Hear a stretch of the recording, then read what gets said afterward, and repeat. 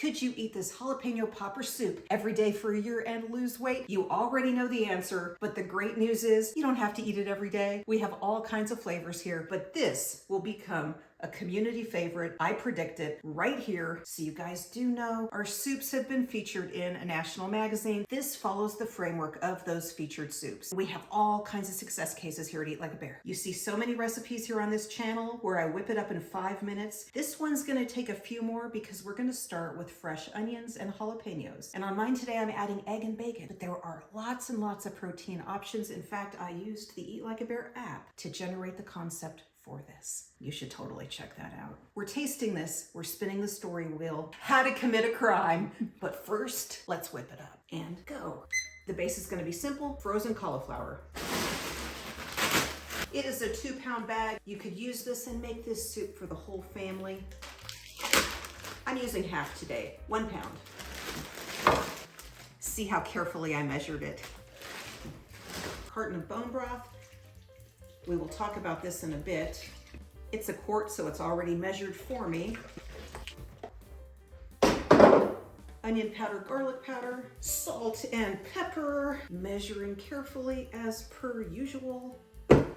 To the stove. That's gonna take about 20 minutes. And in that time, we're chopping the onion and the jalapeno. We'll put it in the skillet. The skillet will need a little bit of fat for the saute. Oh look, I happen to have some bacon fat because we're using bacon today as part of the protein, already cooked. And I know that's gonna be some good flavor in there. It's cold in here, so this is already all sticky.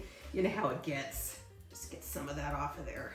And so look, it's just sticking on the pan right there. Let's go heat this up and get it ready for the onions and jalapenos. In this size soup, I'm typically looking for a half an onion. Now this one needs to get used. I dare say part of this is gonna get thrown away, which might leave me with that 1/2 I'm looking for. Definitely time to use it. Okay, be careful kids. In an earlier version of this recipe, in the jalapeno stage, I cut my finger. My excuse, I was in another kitchen. Won't someone come clean my kitchen up for me? Well, this is actually in great shape. Okay, we're gonna use half. Onions, I'm gonna toss them in the skillet. Okay, I'm putting 2 jalapenos in the soup. The recipe calls for 3. If you're just getting started with the jalapenos, 2 is a better place to start. And what you're gonna do is you're gonna deseed them. So it's very simple. So you see, I just cut the top off. Okay, let's cut the top off the other one. And so now you just slice the pepper lengthwise. These seeds can be hot as heck. I'm just using my fingers to pull these out, but I want to warn you, you then scratch your eye or whatever it is with that pepper juice on your fingers, you're gonna feel it. So you're gonna only do it once in your life, probably. So you want to be careful when you're working with the seeds. They are very, very hot. You'll be able to taste it off your fingers and definitely get it in your eyeballs and all that. Okay, so don't want to do that. Okay, getting all the seeds out. The seeds are the hottest part of the jalapeno. So we're removing them to reduce the heat in the jalapeno. People who are just hardcore whatever, they're not going to lose the seeds. They're going to eat those seeds. If you're a seed eater, good for you. They're very healthy.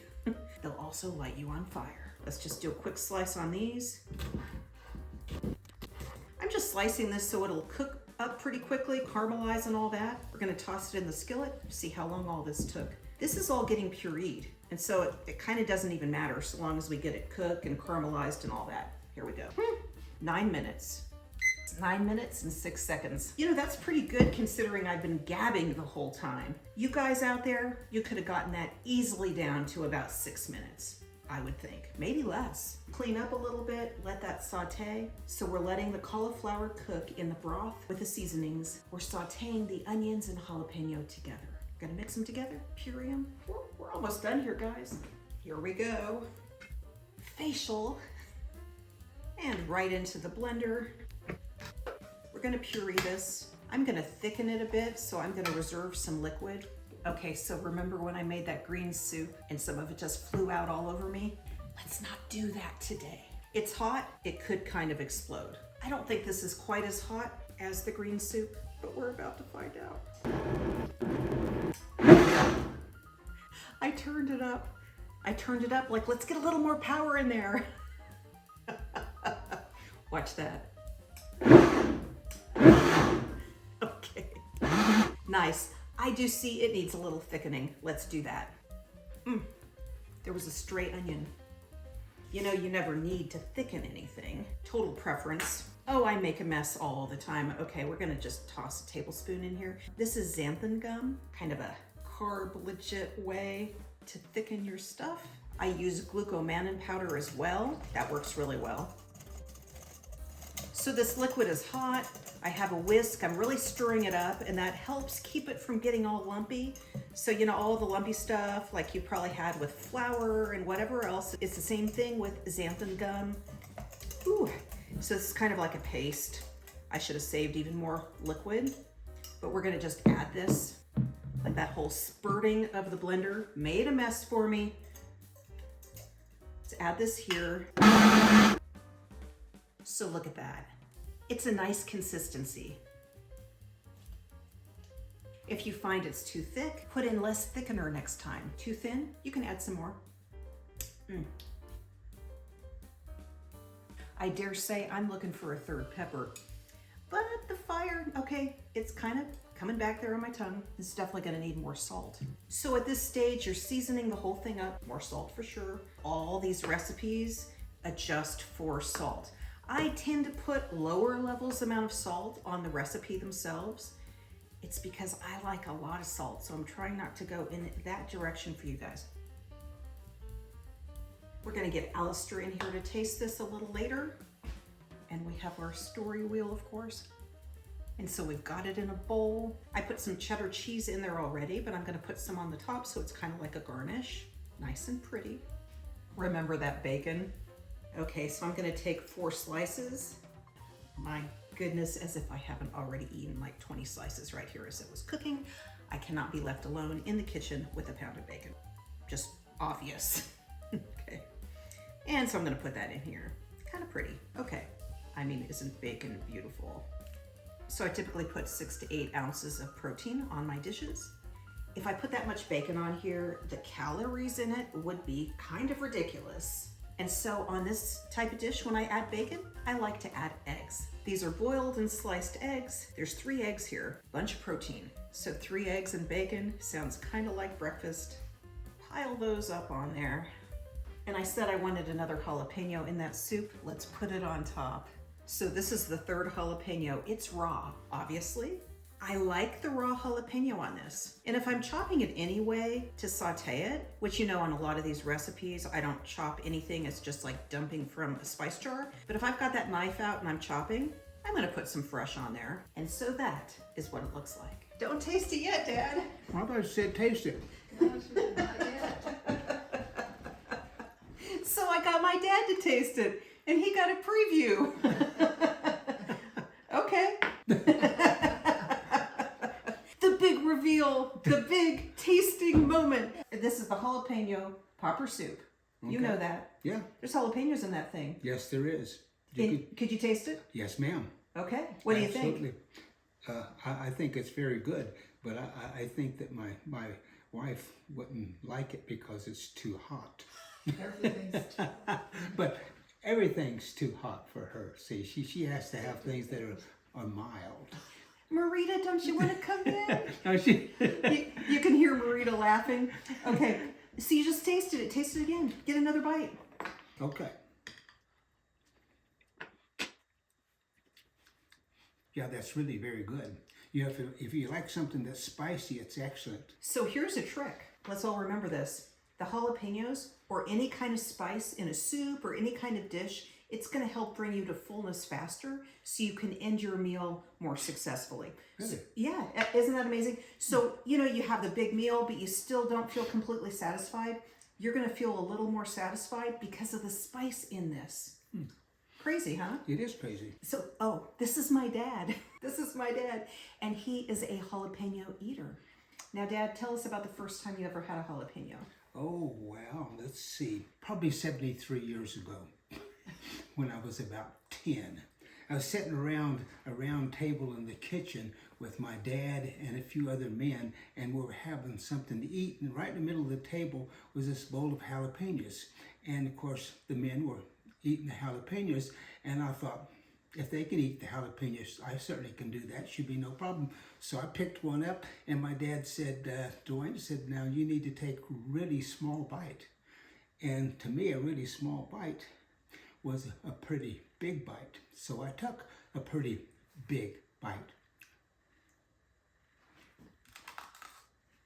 Okay. Now that's a small bite. Or is That's that a small bite. I took a big bite. A big bite. The big bite wasn't the problem. The problem was I got it on my lips. You ever get any jalapeno on your lips? Don't do it. They burned like all get out. They called me hot lips from that moment on. Well, not really. That's just part of a good story. But I like that story, don't you? Let's just assume they called me hot lips after that. Now I want to ask, how many times did you bite a jalapeno that way? That was the last time. Yes. You'll only do it once, okay? Yeah, it's important you keep it off your lips. Yeah, and like I said, wash your fingertips after this. Okay, hey Dad, all right, you know what? We don't have Alistair here today. What are we gonna do? So adults, I think we just have to punt. I think we have to punt. We're doing the story time together here. Spin the wheel, Dad. How to commit a crime. How to commit a crime. Okay, I rigged that so it would land on that because we have a guest storyteller today. How to commit a crime. We had to spin this wheel like 900 times before and it didn't even land on this. We never rig this wheel, but we're rigging it today. Now, Dad, Mr. Dwayne Rose. So you're starting this story with a crime. Yes, yes, because that is how we Roses roll. Ooh. Okay. Ooh, okay. Well, this takes us back until back when I was about 11. That was a few nights ago. Me and my cousin were walking along this back road, and we were walking home. We lived in what we called a fruit tramp camp. Now, fruit tramp camp today is called a transit camp, and that's where we lived. But we were going past people that lived close to us that actually lived in a house across the way, and they had this huge watermelon patch.